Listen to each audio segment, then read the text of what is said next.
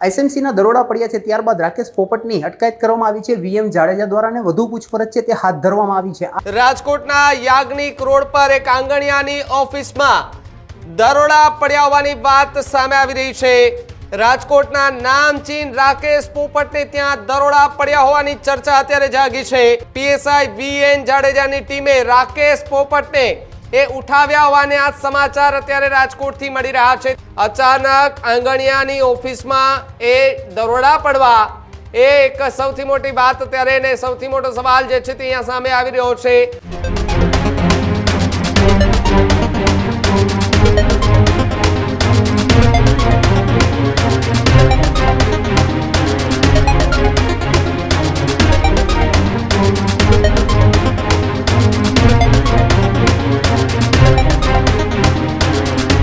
સમાચારોમાં આગળ વાત રાજકોટથી મોટા સમાચાર સામે આવી રહ્યા છે। રાજકોટમાં એસએમસીના અત્યાર સુધીના સૌથી મોટા દરોડા પડ્યા હોવાની વાત જે છે તે સામે આવી રહી છે।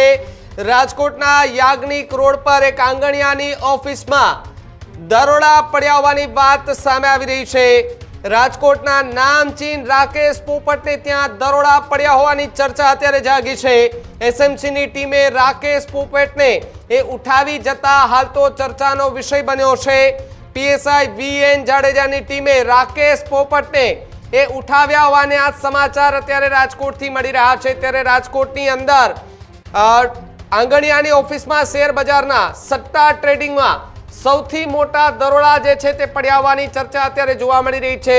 અને સાથે જ રાજકોટના નામચીન રાકેશ પોપટને ત્યાં દરોડા પડ્યા હોવાની વાત સામે આવી રહી છે। યાજ્ઞિક રોડ સ્થિત એ ઓફિસ જે છે તેની અંદર અત્યારે જે કહી શકાય કે સટ્ટા ટ્રેડિંગની અંદર એ દરોડા પાડવામાં આવ્યા છે।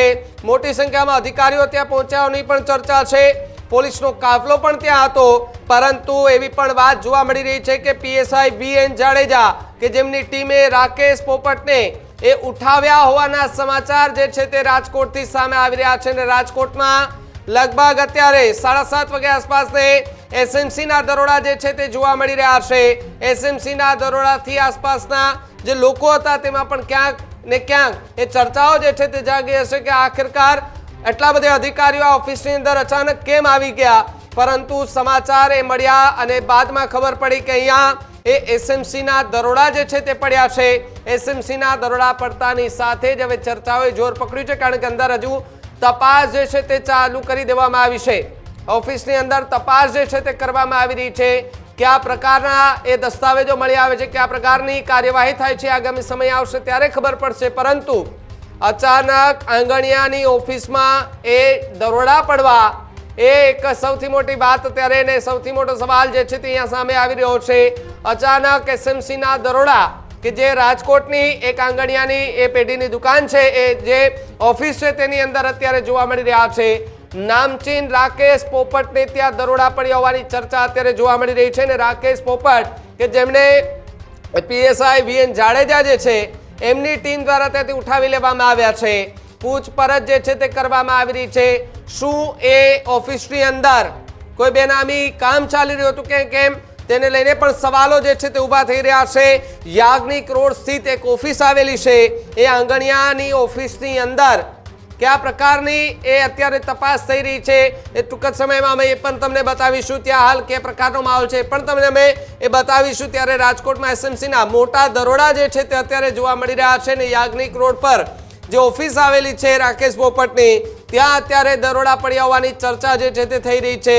સાથે જ અધિકારીઓ પણ છે એસએમસીના, અને એમની સાથે ત્યાં રાજકોટની સ્થાનિક પોલીસ હોય તે પ્રકારની પણ માહિતી જે છે તે સામે આવી રહી છે। પીએસઆઈ વીએન જાડેજા કે જેમની ટીમે એ રાકેશ પોપટ છે તેમને ઉઠાવ્યા હોવાની પણ વાત સામે આવી રહી છે।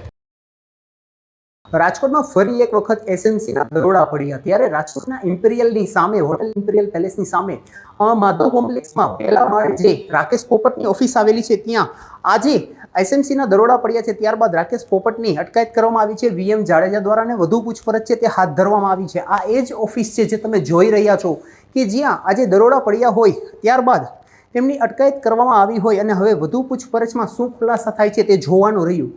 પણ મળતી માહિતી મુજબ, સૂત્ર મુજબ જાણવા મળી રહ્યું છે કે એમસીએસના સટ્ટાના દરોડાના આધારે એના સમાચાર સૂત્રો પાસેથી મળવાની સાથે દરોડા પડ્યા હોય ક્યાંક ને ક્યાંક એવું સામે આવી રહ્યું છે અને આંગળી પેઢી સાથે પણ ક્યાંક ને ક્યાંક ના છેડા અડતા હોય, કોન્ટેક્ટ હોય એવી પણ વાતો સામે આવી રહી છે. હવે વધુ માહિતી તો જ્યારે તપાસ થશે અને ઊંડાણ તપાસમાં જ સામે આવશે કે શું છે હકીકત અને શું છે હકીકત અને શું છે કારણ તે જોવાનું. ન્યૂઝરૂમ ગુજરાત સમાચારની રાજકોટ.